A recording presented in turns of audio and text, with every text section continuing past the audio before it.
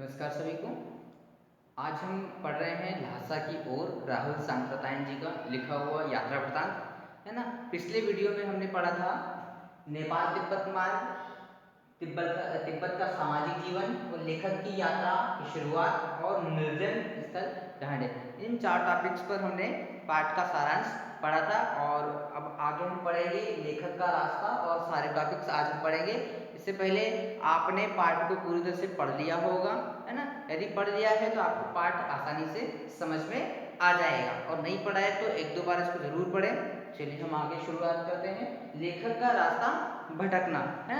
लेखक ढांडे के सर्वोच्च स्थान पर या पहाड़ी के सर्वोच्च स्थान पर पहुंच गया था। अब उसको अपने लंकोर जाने के लिए, अपने ल्हासा की ओर जाने के लिए उसको नीचे उतराई में जाना था या नीचे के रास्ते की ओर जाना था, है ना। जब वो नीचे की ओर जा रहा था, अब जो ढांडे का स्थान था वहां पर क्या था कि बड़े बड़े पत्थरों के बड़े बड़े टीले थे, है ना। पत्थरों के ढेर थे, वहां जानवरों के सिंग थे और बहुत सारी झंडियां भी लगी हुई थी। इस तरह से वो पूरा रास्ता कवर था, है ना। बड़े बड़े पत्थरों से और झंडियों से वो रास्ता कवर था, है ना, ढका हुआ था। जब वो नीचे की ओर जा रहे थे तो वहां पर दो रास्ते थे, है ना, एक जैसे ही दो रास्ते थे।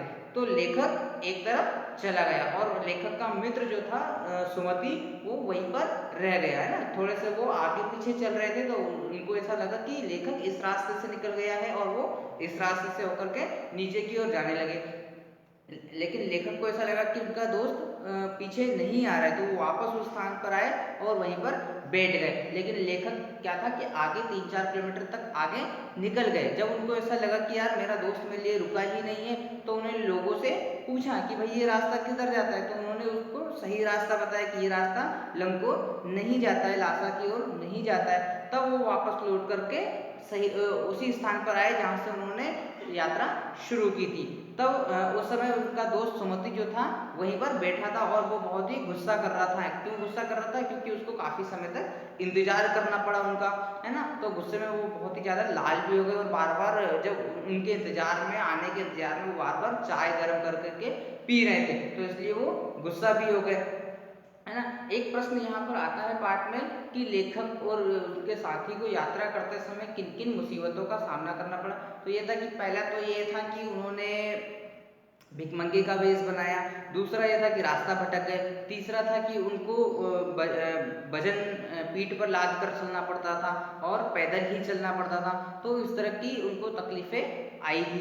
चलिए अगला है हमारा तिंगरी का मैदान। अब तिंगरी के मैदान के बारे में पढ़ते हैं कि तिंगरी का मैदान जो था कि बहुत बड़ा मैदान था, है ना, और जो पहाड़ों से घिरा हुआ था। एक तलहटी वाला क्षेत्र था। तलहटी का मतलब होता है कि पहाड़ी जमीन के तल पर जो जमीन होती है उसको तलहटी जमीन कहते हैं। पहाड़ों के तल पर जो जमीन होती है ना। तो वो जमीन तलहटी जमीन थी और मैदान था, अच्छा बड़ा मैदान था और वो सभी तरफ से पहाड़ों से घिरा हुआ था, है ना। एकदम टापू के जैसा था। जैसे टापू होता है ना कि समुद्र में होता है और कहीं कहीं थोड़ा सा जगह खाली रह जाए तो उसको टापू कहते हैं। तो ऐसे ही था कि चारों ओर सभी तरफ तो पहाड़ थे लेकिन बीच में वो खाली मैदान था, तो वो एक टापू के जैसा दिखाई दे रहा था।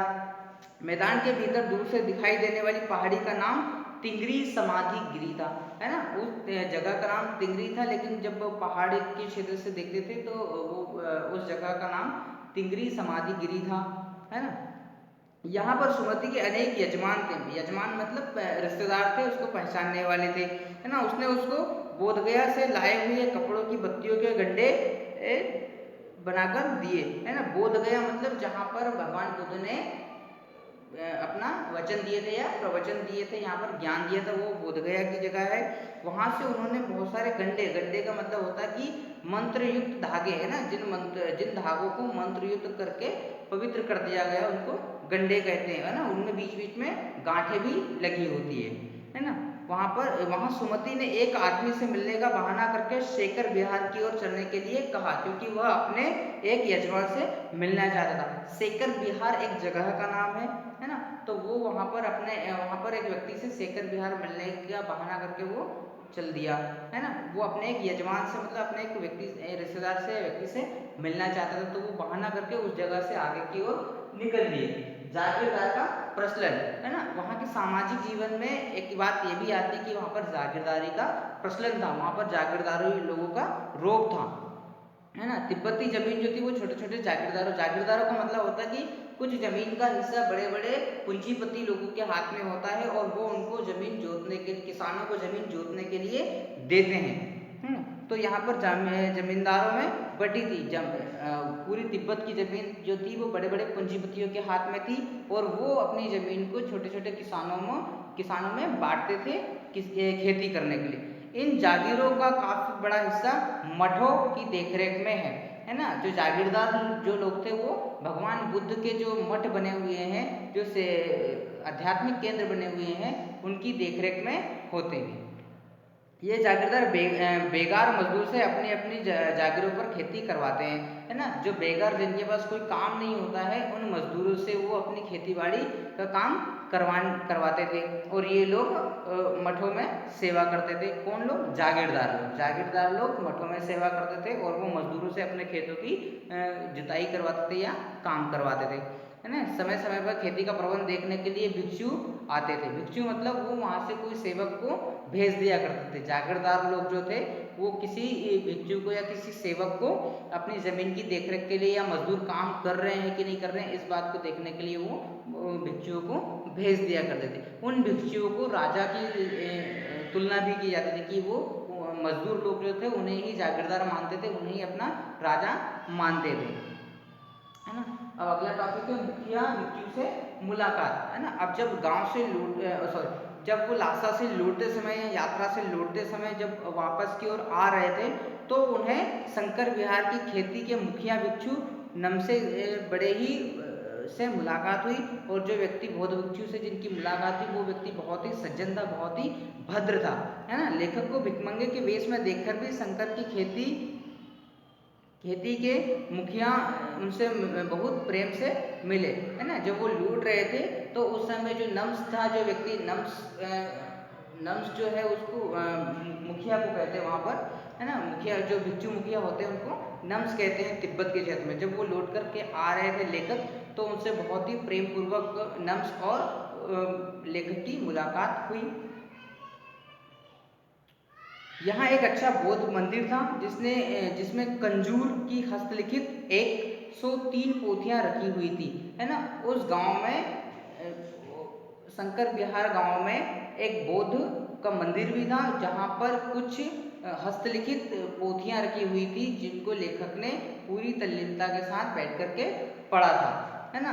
एक शब्द आता है कंजूर। कंजूर का मतलब होता है कि बुद्ध वचन अनुवाद, है ना, कि जो भगवान बुद्ध ने जो वचन कहे थे, जो ज्ञान दिया था, उनका अनुवाद किया गया है, उनको कंजूर कहते हैं, है ना। एक एक पोथी 15-15 सेर के बराबर था, मतलब वो पोथी जो थी बहुत ही मोटी मोटी थी और भारी थी, है ना। लेखक वहीं पर बैठ करके उनको पढ़ने लगा। पोथी पढ़ने में मग्न हो गया और सुमति यजमान से मिलने के लिए चला गया, है ना। लेखक ने वहां बैठ करके पोथी पढ़ी और जो सुमति जो था वो किसी यजमान से मिलने के लिए चला गया, है ना। दूसरे दिन लेखक और उसके साथी भिक्षु नमसे से विदाई लेकर पुनः तिंगरी गांव के लिए वापस चल पड़े, जहां वो जो वहां से थोड़ी ही दूर पर थे, है ना। अब लौटते समय वो वापस तिंगरी गांव की ओर चल दिए, जिधर से पहले वो गए थे उस मैदान की ओर वापस वो चल दिए, है ना। तो यहाँ पर हमारा पाठ आज खत्म होता है। साथ ही इसके प्रश्नोत्तर आप कर लीजिएगा, क्योंकि आप पाठ पढ़ेंगे तो आपको प्रश्नोत्तर बहुत आसानी से समझ में भी आ जाएंगे और आप वीडियो को बार बार सुनेंगे तो आपको बहुत सारे प्रश्नों के उत्तर इसी वीडियो में मिल जाएंगे। Thank you.